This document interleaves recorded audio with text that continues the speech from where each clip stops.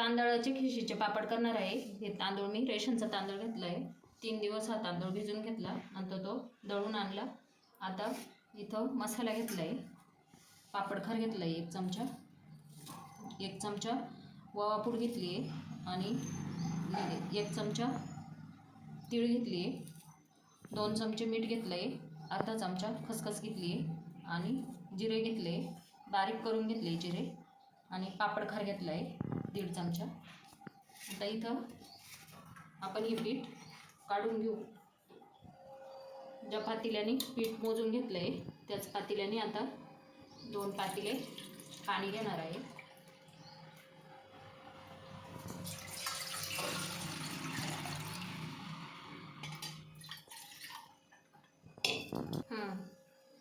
दोन पातेले हे पाणी घेतलं आहे। आता या पाण्याला उकळी येऊन देऊ।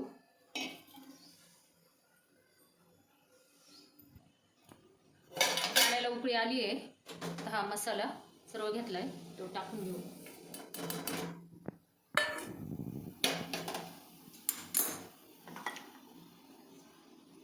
आता हे पीठ टाकून घेऊ।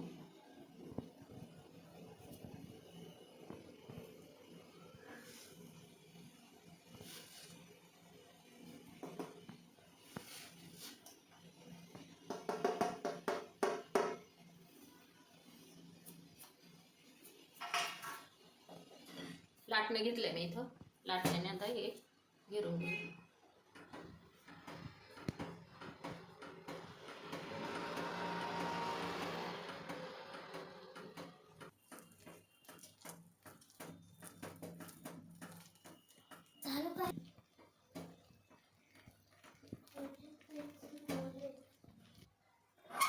सर्व खिशी आता ही घेरून झाली आहे। आता आपण परत 5 मिनिटं वाफवून घेऊ। 5 मिनिटं आता कमी गॅसवर वाफवून घेऊ। कमी गॅसवर मी 5 मिनिटं वाफवून घेतले। बघा छान खिशी झाली। आता आपण यातून पापड करून घेऊ। आता हे पिशवीमध्ये पीठ काढून घेऊ। इथे पिशवी घेतली मी प्लास्टिकची। थोडं थोडं पीठ काढून घ्यायचं, गरम राहतं पिशवीमध्ये पीठ।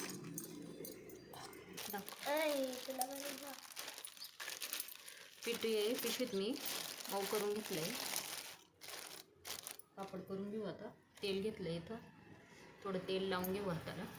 इथं मी कागद घेतले, त्याला पण थोडं तेल लावून घेतलंय। सुरुवातीलाच तेल लावायचं, नंतर काही गरज येत नाही। आता आपण पिठाचा गोळा करून घेऊ।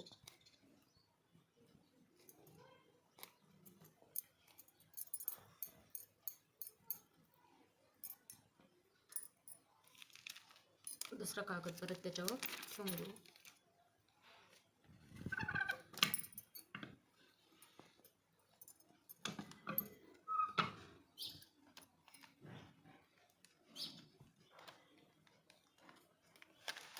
हे बघा, या पद्धतीने पापड तयार करून घेऊ।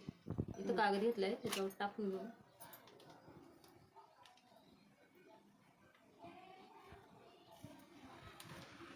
या पद्धतीने मी सर्व पापड तयार करून घेणार आहे।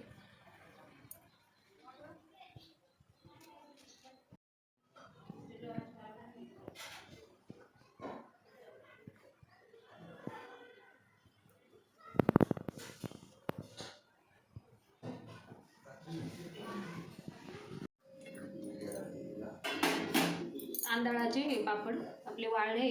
आता इथं कढईत मी तेल घेतलंय, आता तळून घेऊ आपण।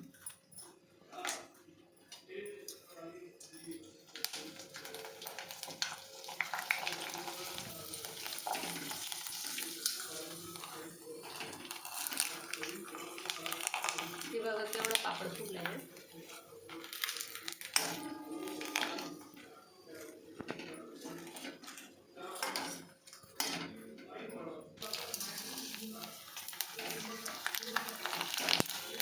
हा पापड तळून पण आणि भाजून पण छान लागतो।